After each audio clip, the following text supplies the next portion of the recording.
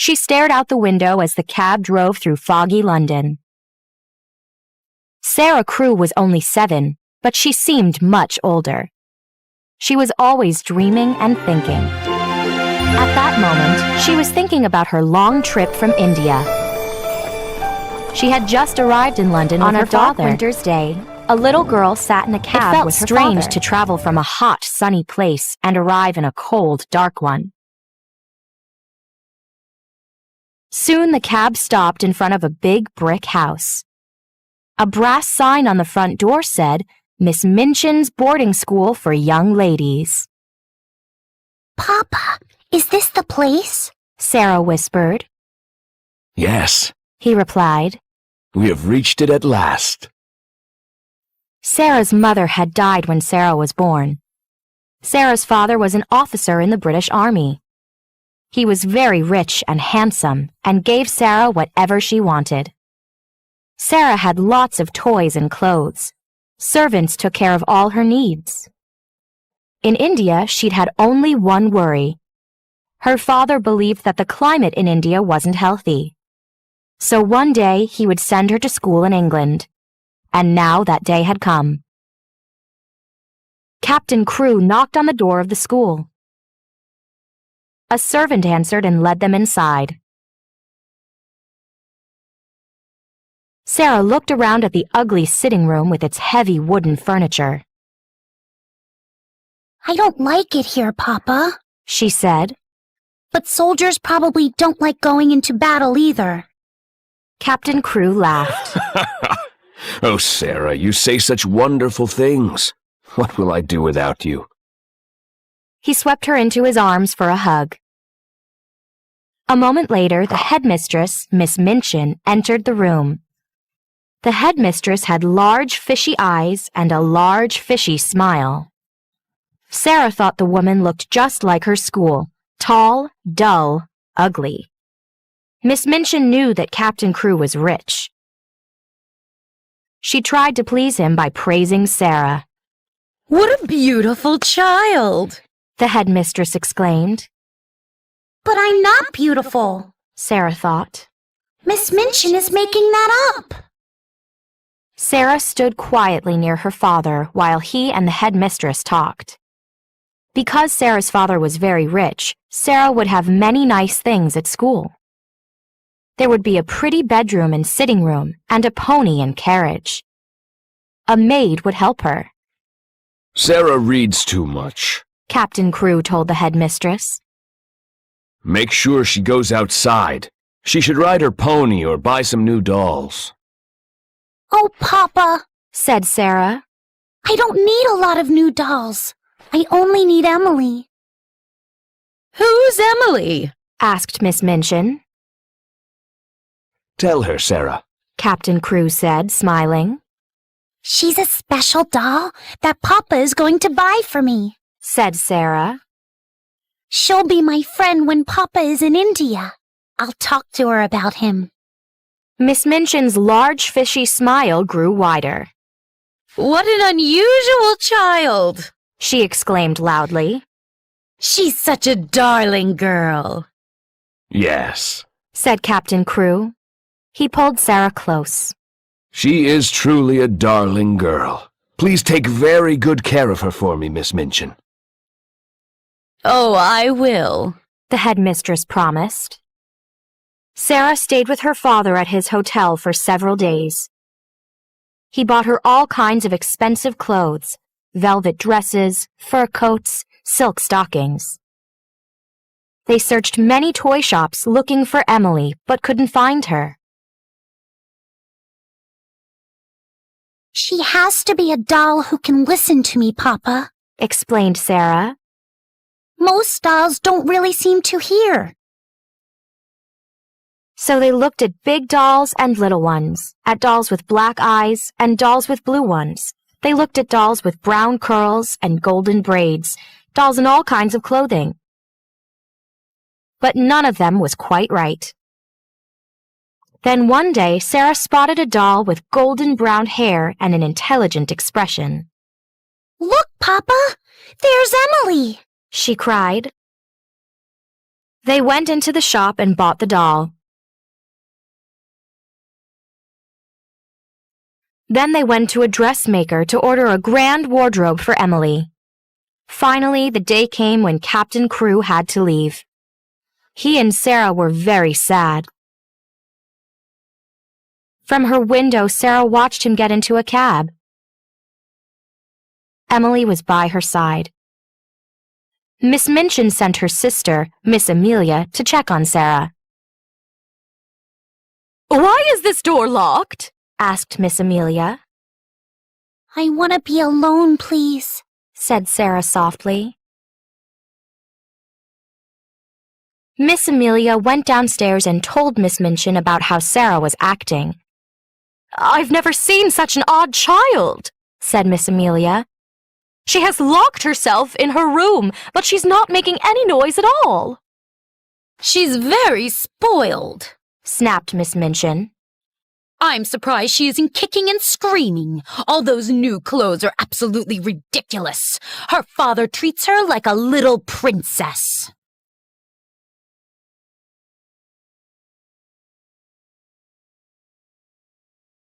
A Little Princess, Chapter 2, First Day of Class.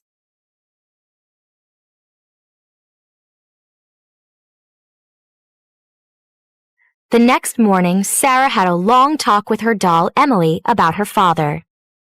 Papa is traveling on the sea now, said Sarah. Emily said nothing, but Sarah was sure the doll was listening.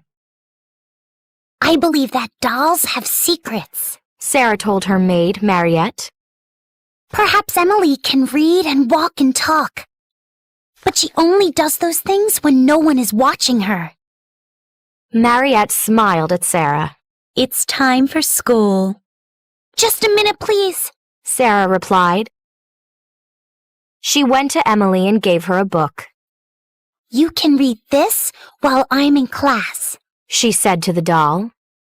What an odd child, Mariette thought as she and Sarah went downstairs. But Mariette knew she would like her new job as Sarah's maid. Sarah was very kind and polite and had charming manners. She's almost like a little princess, thought the maid. By the time Sarah entered the classroom, everyone was talking about her. She has so many fancy clothes, Lavinia Herbert whispered to her best friend Jessie. I passed her room last night. Her maid was opening a suitcase full of lace petticoats. She's wearing one now. I saw it when she sat down. Lavinia was nearly 13 and thought of herself as almost grown up. I heard Miss Minchin say it's absolutely ridiculous for a child to have such fancy clothes, she said. I agree with her. My mother says that children should always dress simply.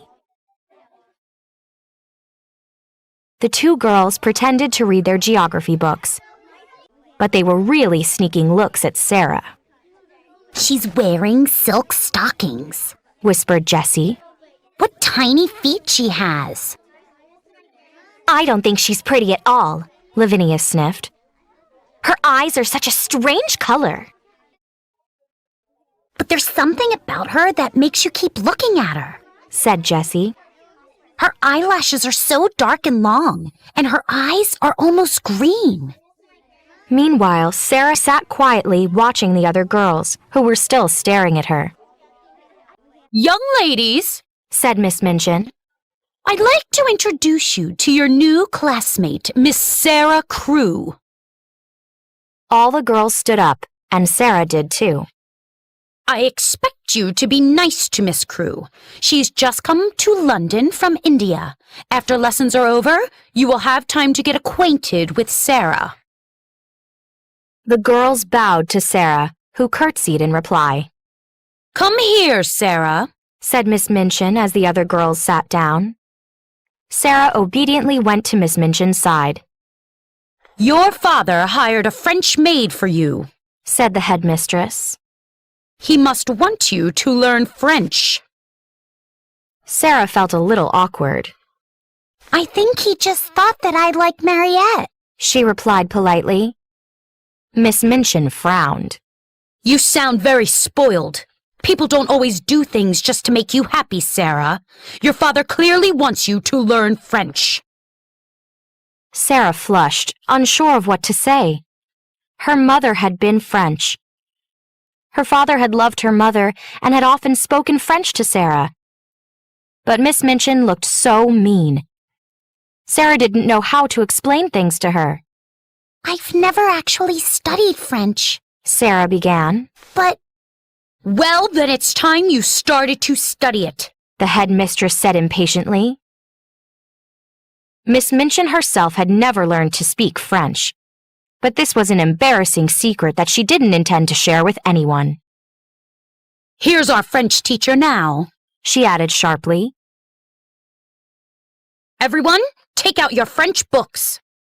Monsieur Defarge looked like a nice, intelligent man. When he saw Sarah, he smiled. Is this a new pupil for me, madame? He asked. Her father, Captain Crewe, is very eager for her to learn the language, but I'm afraid that Sarah seems less eager to learn. Miss Minchin replied with a frown. Sarah rose in her seat, suddenly feeling a bit desperate. She felt sure that she could explain her situation to Monsieur Defarge. And she did exactly that, speaking to him in perfect French. Miss Minchin started quite violently, and then she glared at Sarah. But Monsieur Defarge was already charmed by the girl who spoke his language so beautifully. Ah, Miss Minchin. He said. There isn't much I can teach Sarah. She hasn't studied French. She is French. Miss Minchin's cheeks flushed. You should have told me. The headmistress snapped at Sarah. I tried. Said Sarah. I guess I should have tried harder. Lavinia and Jessie giggled from behind their French books. Sarah had made the headmistress look a bit foolish. Silence, young ladies. Miss Minchin rapped on her desk. Silence! And from that moment on, she began to dislike her new student.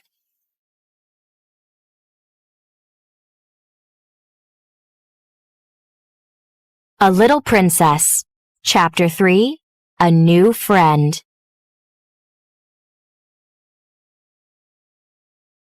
That first morning at school, Sarah noticed a plump, blonde girl about the same age as Sarah. The girl was chewing on the ribbon of her pigtail and staring at Sarah.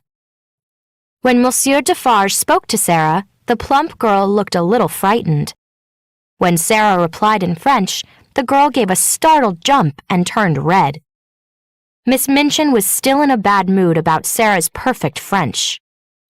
Miss St. John, stop chewing on your ribbon and sit up at once, she snapped. The girl gave another startled jump. Lavinia and Jessie giggled, and the girl turned redder than ever. Sarah's father often remarked on Sarah's soft heart. Sarah always wants to fight when she sees people in trouble, he liked to say. And that was certainly true now. Those girls shouldn't laugh, thought Sarah. That's mean. But Lavinia and Jessie continued to snicker when the girl spoke in French for Monsieur Defarge. Sarah felt sorry for this girl, who had such trouble saying the French words correctly. The French lessons were obviously quite difficult for her. When the morning's lessons were finally finished, the plump girl sat on a window seat, looking miserable. Sarah went over to her. What's your name? Asked Sarah. The girl seemed amazed that Sarah was talking to her. My name is Ermengarde St. John, she replied. Mine is Sarah Crewe. What a pretty name you have, exclaimed Sarah. It sounds like a name from a story. I like your name too. Where did you learn to speak French? Ermengarde asked. Oh, I've done it all my life, Sarah answered. If you'd always heard French at home, you could do it too. No, I don't think so, said Ermengarde sadly. I'm not very smart. Ermengarde explained that her father spoke 7 or 8 languages. He had a huge library filled with thousands of books and couldn't understand why Ermengarde didn't do well in school. He had told Miss Minchin that Ermengarde must be made to learn. But at school, Ermengarde was often in trouble or in tears. You're smart, aren't you? Ermengarde said to Sarah. Sarah looked out the window into the dirty square. She could see some sparrows hopping along iron railings. She thought for a minute. Oh, I don't know. Then suddenly she changed the subject. Would you like to meet Emily? Who's Emily? Asked Ermengarde. Come up to my room and see, replied Sarah. Ermengarde followed Sarah upstairs. Is it true, she asked, that you have a playroom all to yourself? Yes, Sarah answered. Papa asked Miss Minchin to let me have one. It's because I like to tell myself stories, and the mood gets spoiled if I know people are listening. Sarah stopped outside the door to her room. If we're quiet, maybe we'll catch her, she said mysteriously. Ermengarde blinked. She had no idea what Sarah was talking about. But Sarah's eyes were full of fun. Ermengarde couldn't wait to see what happened. Sarah threw open the door. Ermengarde saw a beautiful doll sitting on a chair in front of the fire. Oh, Emily is back in her seat. Sarah sounded disappointed. Can she walk? Asked Ermengarde in surprise. I like to pretend she can, said Sarah. Don't you pretend such things? No. Ermengarde was in awe of this strange girl. Never. May I hold Emily? Of course, said Sarah. And I'll tell you stories. So they sat together, her green eyes shining. Sarah told Ermengarde all about the secret life of dolls. She also talked about life in India and the voyage to England. When Sarah got to the part about finding Emily in the toy shop, she suddenly looked upset. Ermengarde had the feeling that Sarah was bravely trying not to cry. Oh, what's wrong? She asked in alarm. Do you love your father more than anything in the world? Sarah burst out. Ermengarde thought this was a strange question. I hardly ever see him. He's always in his library reading things.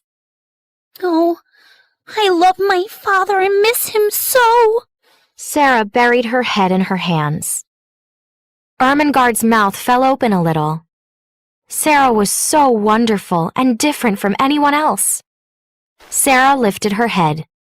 If I keep telling you stories, I won't miss him as much.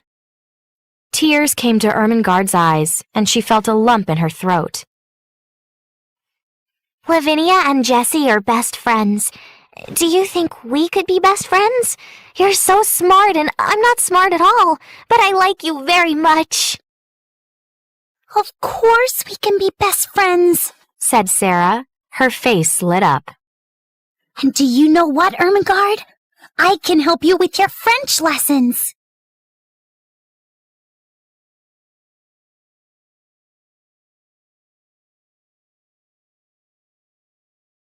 Little Fox.